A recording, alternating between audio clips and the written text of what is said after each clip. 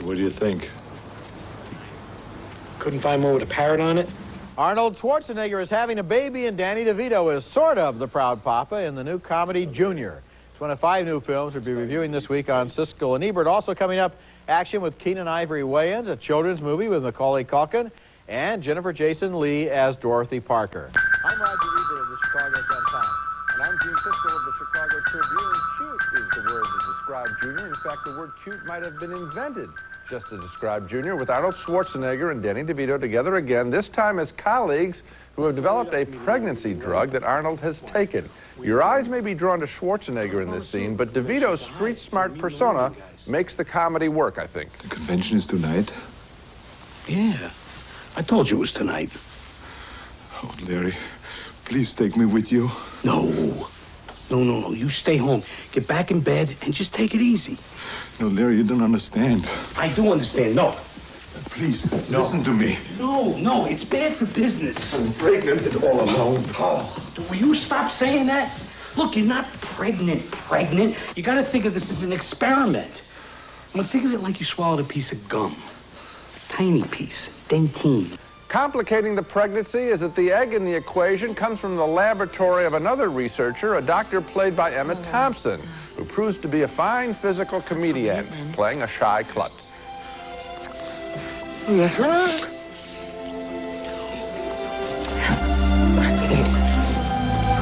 No, wait. More predictable are the film's TV sitcom scenes like this one, enlivened again, I think, by Danny DeVito's presence. I hate my body. Looking prosperous there. The pants are a little loose around the waist. I could take them in. Better leave room to grow. Junior is nothing but one scene after another that wants to make us smile. The situations are expected, but the casting makes it work. 3 top-flight actors in a cute, lightweight comedy. Just one point. Why are we getting men playing at being women these days? First with Mrs. Doubtfire and now Junior. In the case of Arnold Schwarzenegger, maybe he's bored playing a tough guy. Maybe a lot of us are bored seeing tough guys in the movies. Well, I don't know if that's the case, Gene, but I do know that Arnold Schwarzenegger is a comic actor, and that's something that's often overlooked about him. And one of his secrets is he knows exactly who he is and how he can present himself. And in this movie, he wisely plays it very straight. You can never catch him going for a laugh. He's just this earnest guy who finds out he's pregnant and then begins to develop these tender maternal instincts, and he knows that that's intrinsically funny, so by wisely playing it just like that, he makes it work. Well, it's just interesting to me that in this year of Forrest Gump, here we have, and again with Mrs. Doubtfire, this tender side is coming out and people are embracing it. Yeah, but Gene, you could also find a trend with 75 movies where people with machine guns blew each other up, so that would be a trend too. I'm not aware of how popular any of them are. These are cascadingly popular pictures, and Junior will, I'm sure, will be. I think in the case of Junior, we'll wait till it opens to see how cascadingly popular it is. All right. Although I'm sure you're right. Thanks.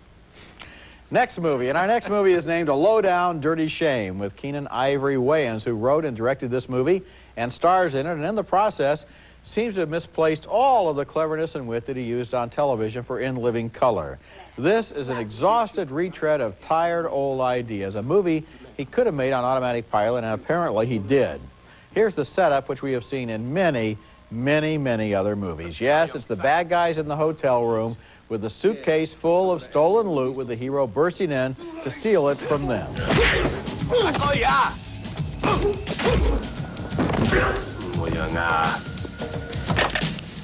You boys don't want to mess with me. I just got fired from the post office. I could flip out and kill everybody in this room. Wayans plays a private eye named Shame. One of the bright spots in the movie is the performance by Jada Pinkett as Peaches, who is Shame's secretary and wants to be both his sidekick and his girlfriend. We have nothing in common. Oh, now, how you gonna sit up there and say something like that? But what about boxing? We both love boxing. Okay. Who's the greatest heavyweight of all times? Tyson.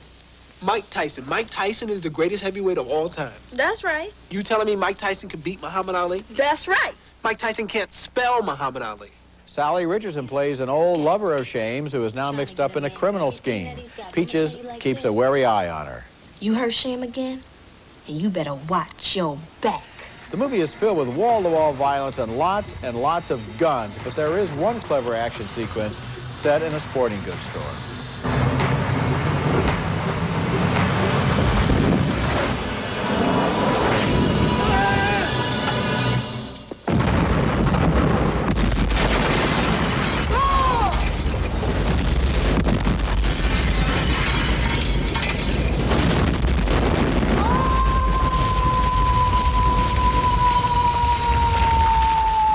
And that scene ends with a nice surprise, but the real surprise in A Lowdown Dirty Shame is that Keenan Ivory Wayans would have even wanted to make this movie, which tries at times to be a comedy, but has so much nonstop violence that the laughs get drowned out.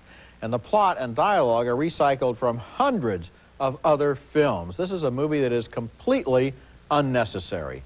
Wayans is too talented to waste his time on this. And waste our time on this. Yes. You know, you have a certain expectation that somebody is going to come to play in the movies and write a story and do something. This film, the reason why Jada Pinkett stands out is because I think, frankly, they did not have a story at all, and so the two of them just sat there and improvised stuff and then do a little insult comedy back and forth.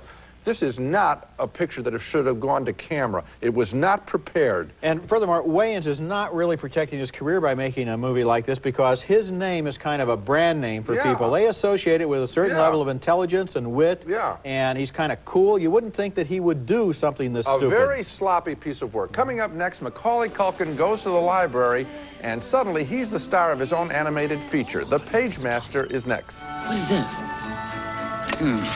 It's a library card. I'm a book, honey. I can read. I'm okay. I'm okay.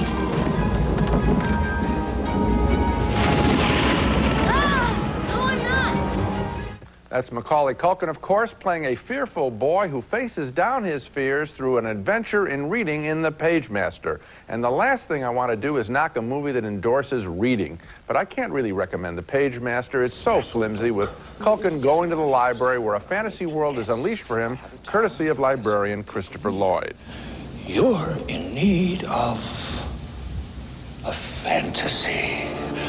Brave knights, mythical fairies, ferocious dragons. His adventures begin with a beautiful scene where the library and all of its contents, including Culkin and the librarian, become animated.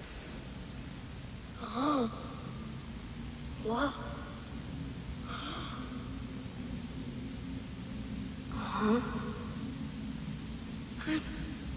I'm a cartoon. You are an illustration. 3 different generic books take Culkin along for a ride, including a book called Adventure, with a voice by Patrick Stewart from the Star Trek series. Now, this is a terrific premise, but there's not much of a payoff. You fiction or non-fiction? Richard Tyler. What kind of a book would that be? I'm not a book.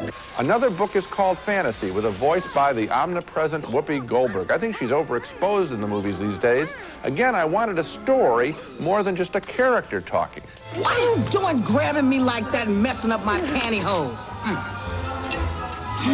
Now I gotta straighten out my Little Mermaid underwear.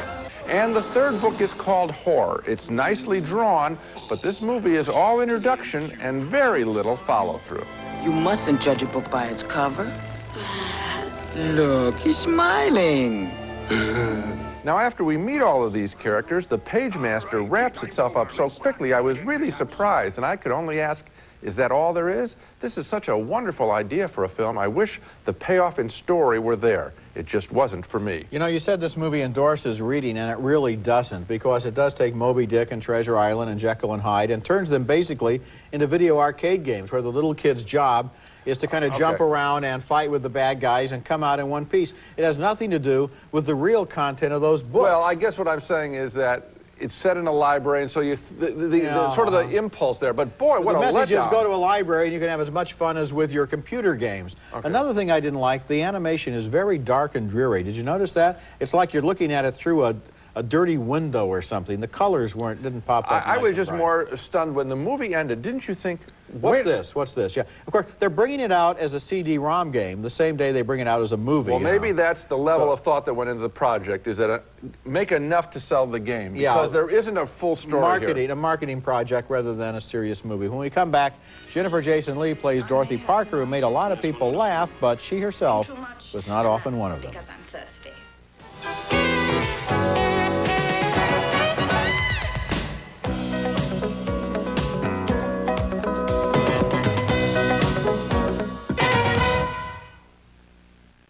Did you know that I sold a short story that took months to write? That's fiction, for your information. My low brow is not congenital, Dot. I saw it. I had a henpecked husband living in the suburbs. Seemed a lot like Benchley.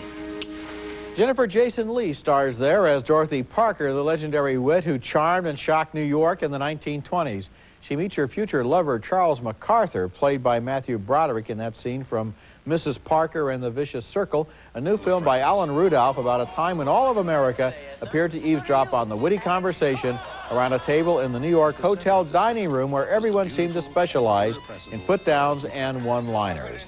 All was brittle laughter and the tinkle of ice and cocktail glasses around the Algonquin round table, but there was a private side to Dorothy Parker and her best friend, the humorist Robert Benchley. They were probably in love, but they married other people and did most of their lovemaking with one-liners. Rent an office together. Move in. We'll cheer each other on. You can try your dainty-handed fiction, and I'll start my history of the Queen Anne humorists. Both of them. That's Campbell Scott as Benchley, and in this scene, his wife, played by Jennifer Beals, seems to sort of understand the platonic relationship between these two neurotic people. It's really so kind of you letting Robert sleep over when he works late. Why, sometimes I think you see more of him than I do. I'm always very modest. You know that, Gertrude. Well, it must be wonderful to never have babies waking you up. They don't allow babies in dormitories. Well, not that there's anything wrong with babies. Oh, if there were, Gertrude, you'd be arrested by now. One of Parker's liaisons, played here by Stephen Baldwin, meets her at a garden party and soon discovers why she had few long-term romances with men.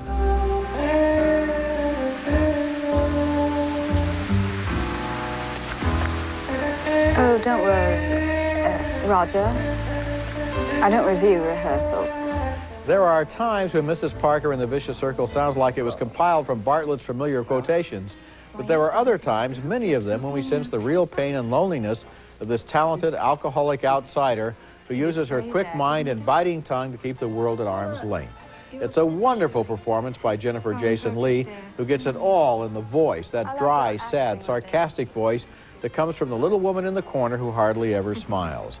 In legend, the Algonquin Round Table was one long party of highballs and hilarity, but this film shows another side and helps explain why some of those famous one-liners really did hurt. You know what I like about this picture, Roger, is that it dares not to make her a heroic figure. The final sequence in this film is really touching and also lifelike when we see how her life comes to conclusion. Yes, yes. And I also like the fact, and we know people like this, people who are more comfortable drinking and have all the emotions of anyone else, but the drinking keeps them from engaging someone else. And I see, we all know people like this, and you see them played beautifully here. And it's an interesting... she sits there, they all do, because they all drink, and they all use these one-liners to put on the appearance of having this great party. And the problem is, no one is having very much fun at the party, except for the people who read about it in the newspapers, because they don't have a hangover the next morning when they're reading all these great one-liners. Yeah. It's a good film, and as you mentioned, the performance here, it's a very risky performance. Yes, it is. She's taking chances here. She could look very bad if her tact in playing this character doesn't work right, and I think she comes through it in fine shape. Coming up next, a series of random events propels a beautiful young woman toward love in Red. Our next film, called Red, is something special, the conclusion of a magnificent three-part work by director Krzysztof Kieslowski, a project very much about the everyday happenstance of life, here ultimately bringing together characters from the two other films in the trilogy, Blue and White. The story this time, a Swiss model, played by Irene Jacob, hits a dog belonging to a reclusive, eavesdropping judge, Jean-Louis Trintignant, and when she brings the injured animal to him, he's indifferent to the dog and seemingly to her. Rita, un chien berger. C'est possible. Elle a disparu hier. Elle est sur la banquette arrière de ma voiture, vivante. Je sais pas ce qu'il faut faire. Meanwhile, the model's mind is adrift also, at least from the photographer, who is infatuated with her. Tu penses à qui?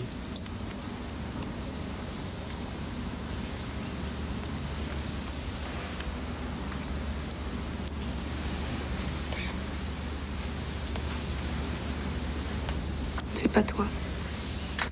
The relationship between the model and the embittered judge does progress, however, when he attends a fashion show. Vous êtes venu? Vous saviez que l'invitation était de moi? Je le voulais. What's read about? I think it's about the slow reopening of the judge's heart, and slow is the critical word, because again, this is not a Hollywood film with big character development. Rather, the judge is slowly brought out of his terminal ennui, and in a brilliant, absolutely brilliant concluding scene, director Kieslowski brings together all of the fragile characters from his previous two films in the series, and I think begs for self-tolerance in the face of the enormous swings of fate that life can present. Life is precarious, Kieslowski is saying. Enjoy what you can, when you can. You know, I think Red is one of the most absorbing and fascinating films that you could possibly see because, and he said it doesn't go in for the big Hollywood character development. Oddly enough, actually, it's almost a semantic discussion, but it does go in for character development, and Hollywood doesn't. Because in most Hollywood movies, the characters appear fully developed, never change, never grow, never learn, never question themselves, and basically just go straight on ahead, enacting the requirements of the plot. Yeah. In this movie, we start out very intrigued by these people. Who are they? What are they? What makes them work? And then we discover gradually that they're very complex people and that their relationships are going to be much more subtle than we thought. Well, that process is fascinating. Well, that's the whole difference here. Emotional development here is by the micrometer here. Yeah. I mean, and you study that. And the movies are rich enough, and the precision of being able to see somebody on a big screen almost begs for precision in emotional development. But again, as we say in Hollywood, it's all big stuff. This is what I would call grown-up filmmaking. This is a movie by an adult, for adults. When we come back, our video pick of the week, a suspenseful new release about a mysterious young woman. Now it's time for our video pick of the week, and my choice this week is a dark psychological drama named Betty, directed by Claude Chabrol, sometimes known as the French Hitchcock. And this movie is fresh out on video this week. I saw it a year ago. I really loved it. We never got a chance to do it on the show, so this is my chance to do justice to Betty. The movie is based on a story by George Simenon about a young woman who walks into a bar one night and tries to get drunk as fast as she can. Here she is now, played by Marie Trintignant. She doesn't care what happens to her. She's picked up by a man who takes her to another bar where she might have gotten into a lot of trouble if she hadn't been rescued by a rich older woman who was involved with the owner of the bar. This woman, played by Chabrol's former wife, Stéphane Audran, takes Betty to her hotel and sort of adopts her. J'ai l'impression qu'hier, vous étiez un peu perdu, hein? Vous saviez pas où aller coucher? Then we learn more about the tangled past lives and relationships of all the characters. Ce que tu as fait, la façon dont tu as vécu, ça ne me regarde pas.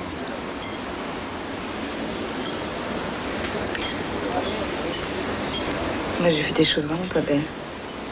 Ça m'intéresse pas. Tu comprends pas? Ces choses-là, j'ai pris plaisir. Betty is a mystery to us. Her character is. So the strange situation where she happens to find herself is intriguing. The woman and the bartender seem ready to take care of her, but what is their relationship? There's a brooding sense of alarm and of danger. And whenever a movie makes me really care about what's going to happen next, that for me is a good movie. So Betty is my video pick of the week. Now let's take another look at the movies we reviewed on this show. 2 thumbs up for the very funny and surprisingly effective Junior with Arnold Schwarzenegger, showing once again that he has a comic touch even in the most unexpected situations. 2 thumbs down for the disappointing A Lowdown Dirty Shame with Keenen Ivory Wayans, responsible for a routine exercise in guns and violence. 2 more thumbs down for The Pagemaster with its dreary animation and its lame brain plot. 2 thumbs up, though, for Mrs. Parker in The Vicious Circle and for Jennifer Jason Leigh's wonderful performance as the very funny but very sad Dorothy Parker. And 2 very enthusiastic thumbs up for Krzysztof Kieslowski's Red, with Irene Jacob as a young woman who follows a series of seemingly random events as they lead her into fundamental questions about her life and world. So some good movies this week. Red, Mrs. Parker, and Junior. Junior for the mass audience, and the trilogy of Blue, White, and Red is something very special. That's it for this week. Next week, we'll be back with reviews of more new movies, including Cobb, starring Oscar winner Tommy Lee Jones as the baseball legend that everyone admired and nobody liked, and Trapped in Paradise, starring Nicolas Cage, Dana Carvey, and John Lovitz as bumbling brothers trying to rip off a small town. That's next week, and until then, the balcony is closed. While you're watching your favorite movies, let Dynamark Security Centers watch your home. Call Dynamark today at 1-800-448-2891. Norelco Silhouette women's razors adjust for optimum smoothness and comfort. They're designed to shave a woman where a woman shaves. New Vicks Chloraseptic Cough and Throat Drops. For fast, effective relief from your cough or irritated throat, Vicks Chloraseptic, the sore throat experts. It's America's favorite jelly bean, Jelly Belly, now appearing at theaters and video stores with good taste. Jelly Belly beans, try 'em, you'll love 'em.